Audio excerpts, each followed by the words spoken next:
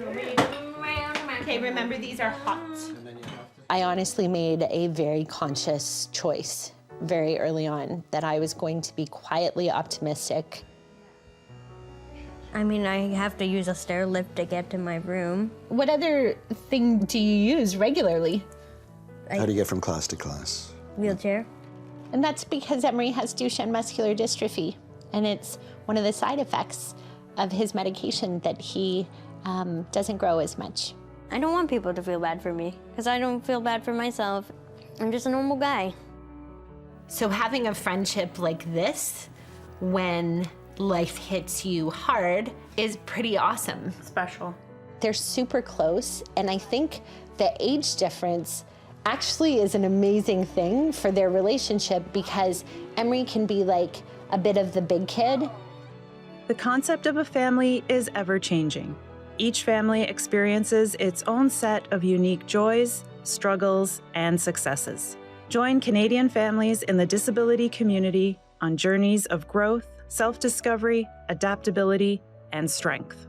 We are the Gelissen family and we are one! I'm Katie Schultz. I'm Emery and Lily's mother. I'm Lily, Lily Gelissen, and I'm Emery's big sister. Hi, I'm Emery Gelissen. I'm turning 15. And I'm Marcus Gelissen. I'm Lily and Emery's father. Mom's like 5'8", I'm like 5'10", he's 6'3", and then there's Emery, Small boy. who's just like 4'2", and we love that. And that's because Emery has Duchenne Muscular Dystrophy, and it's one of the side effects of his medication that he doesn't grow as much. So that makes us a little bit unique. Duchenne muscular dystrophy is a rare genetic disorder that causes muscle deterioration and weakness. It affects 1 in 2,500 boys. It causes the protein dystrophin, like not much of it is produced, and dystrophin is needed to keep the muscles healthy and to stop them from breaking down too much.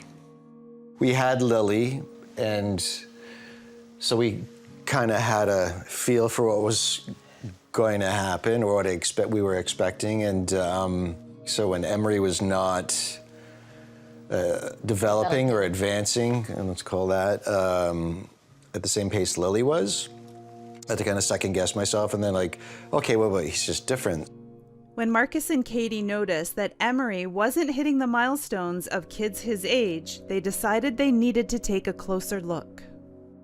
He seemed healthy, but there was no bounce in that kid at all. And we would have, you know, our friends over with their 3-year-old boys. And Emery would just be sitting there watching them. Yeah. They're like, yeah, there are many nights staring at the ceiling, having conversations in the dark about, you know. What's going on? Yeah, there's something, we need to take this further, which we did. Around 3 years old, Emery got sick, but they quickly realized it may be more than a stomach bug. So I phoned telehealth, and they said, get to the closest hospital. And we were about 15 minutes from Sick Kids in Toronto. And by the time we were there, his appendix had ruptured and he was in a really bad way. Yeah, and then we got a discharge and you're sitting there and they're like, okay, you can take Emery home. We're gonna put him on a course of antibiotics. Here's your discharge summary, and it said follow up with neurologist to rule out muscular dystrophy, but I didn't know anything about it. He was discharged that day, but told to come back if anything changed, and that night things changed again, so we had to come back. And then about 5 days later, they told us that he had Duchenne muscular dystrophy. So. It's just, you're gutted. It's just, you don't even know what to feel because you're so shocked. What they told us when he was 4 is not what they tell us now for the prognosis. Over the years, the family has had to learn how Duchenne muscular dystrophy could impact their lives. Since Emery's first diagnosis, using medication and corticosteroids slowed down its progress. But it's a race, and Emery is doing kind of off the charts well in terms of the rate of decline. He's on a very slow rate of decline, but it's also a disease where some of these kids are doing really well one day, and then just they wake up another day or something happens, you know, they fall down, they break a leg, and then they're really not okay. I honestly made a very conscious choice very early on that I was going to be quietly optimistic about treatment, not focusing on a cure. And part of that also was about building community, because families that are dealing with serious medical complexities can feel very alone, also quite frankly impoverished from it. And so I had a quiet optimism about what we could do to support feeling a little bit better than if we didn't work together to make it a little bit better. Mm-hmm. So mine is a seething rage underneath. It really is. Yeah. It's true. It is. It's like, pretty true. How could that, you know? How could this? Why is this happening to my child? We are one.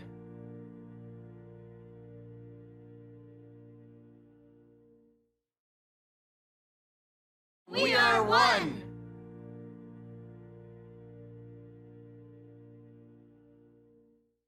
When the pool opens, I'm gonna be the first to jump in. No, I'm totally gonna be the first one to jump in. You always say that, and then I get to it right before you. Before Emery was diagnosed with Duchenne Muscular Dystrophy, both he and Lily were on a path to understanding more about disability. Our kids went to a kindergarten that was an integrated kindergarten program. And we sent Lily there because we wanted her to be with different and the same, so that different felt the same.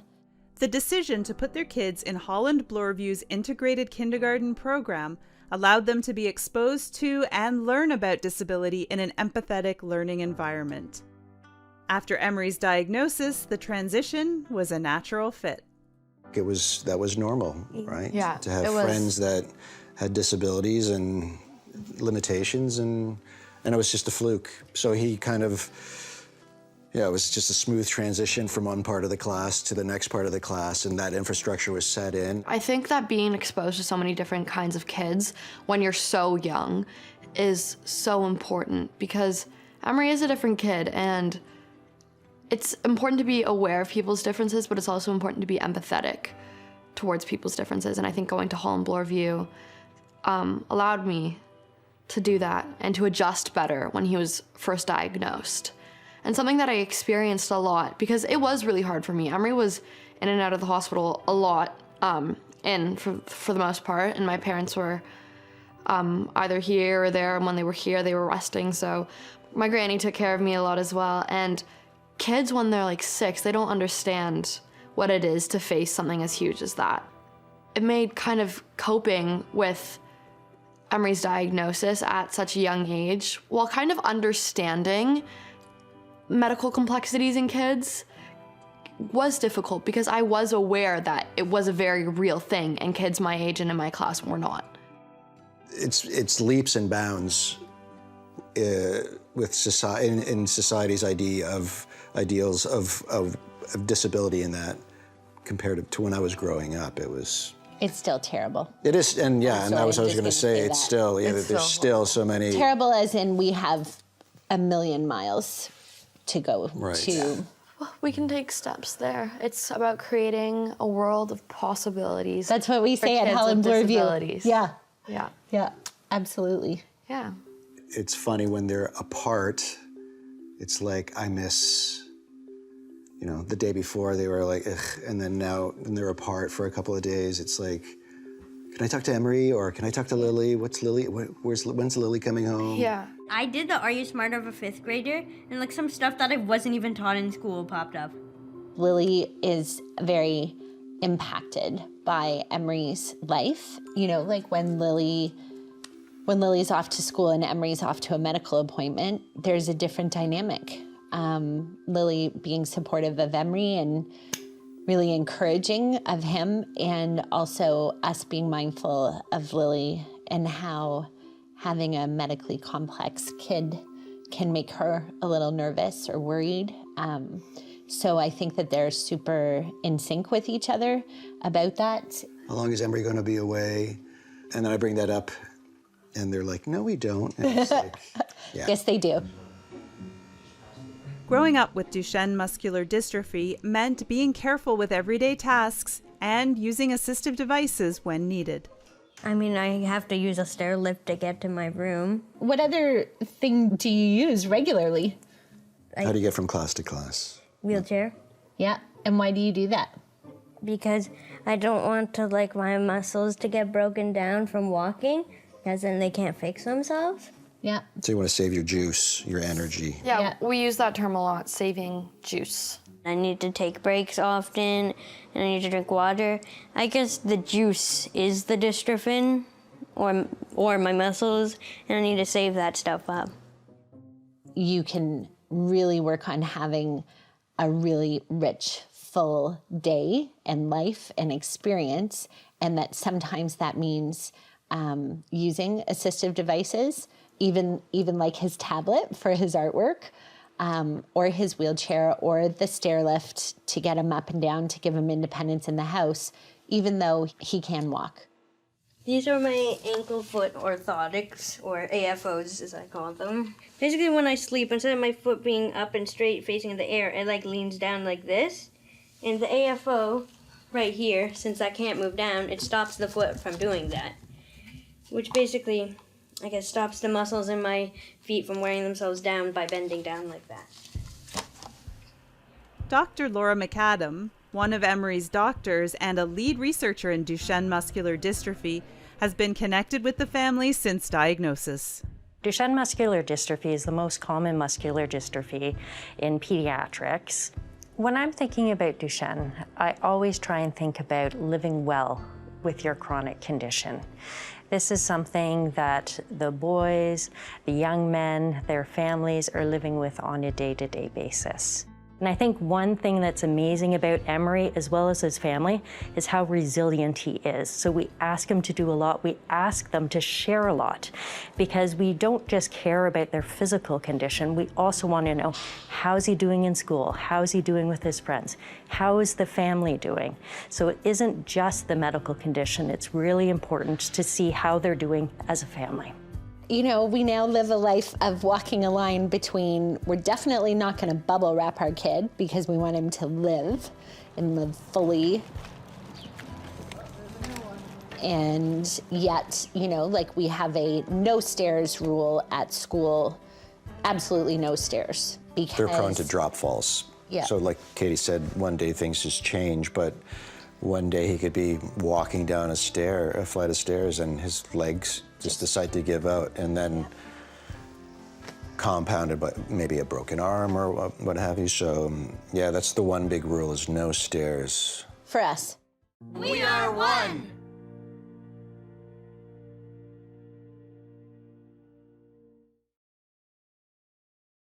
We are one.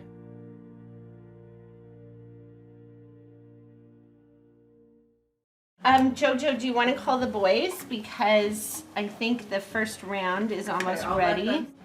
Okay, coming around. Okay, remember these are hot. And then you have to... Hey, Harper, did we forget to give you fruit? No, I ate mine. You ate it already? Look at his mouth. He's like... It definitely takes like a whole village. It does. It takes a And village.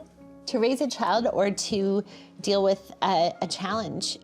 When Emery was diagnosed with Duchenne muscular dystrophy, the Gillisens leaned on family and friends for support as they navigated the unknowns of the disease. When Emery was diagnosed in 2012, it was incredible what came out of that in terms of love and care and energy and support from so many different angles. Someone who was there from the beginning was Katie's best friend, Shauna Weston.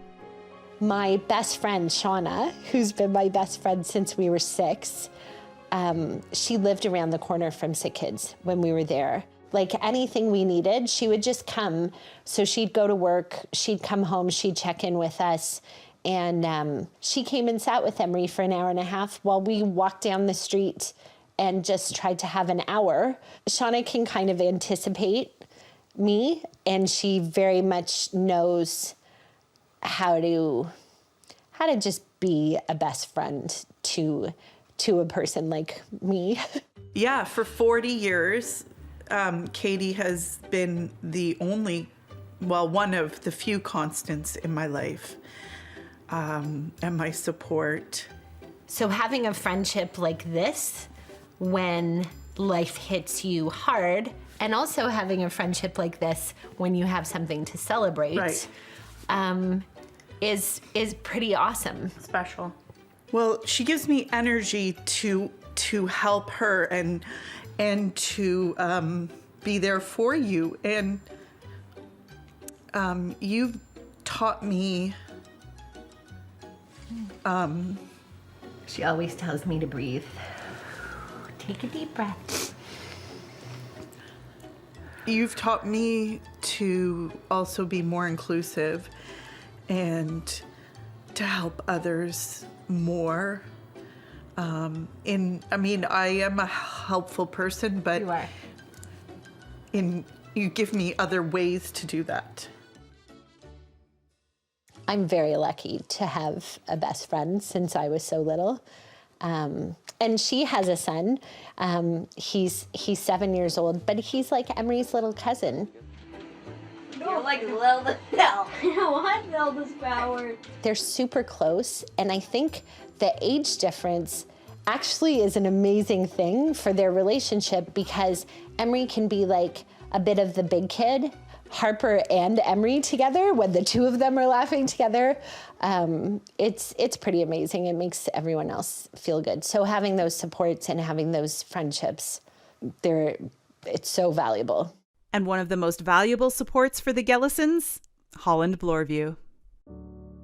So Holland Bloorview was not only immediately the most important medical center for us, for Emery, because that's where the leading Duchenne treatment in Canada is, the neuromuscular team there.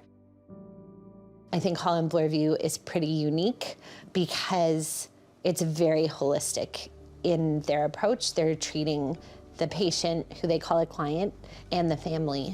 So that being the transition out of Sick Kids was actually very safe and very supportive and very encouraging. Having that support and that like bench strength behind you is a game changer for how well a family can do and how well the child can do and how well Lily can do in all of it. So that was the beginning of our new beginning at Holland Bloorview.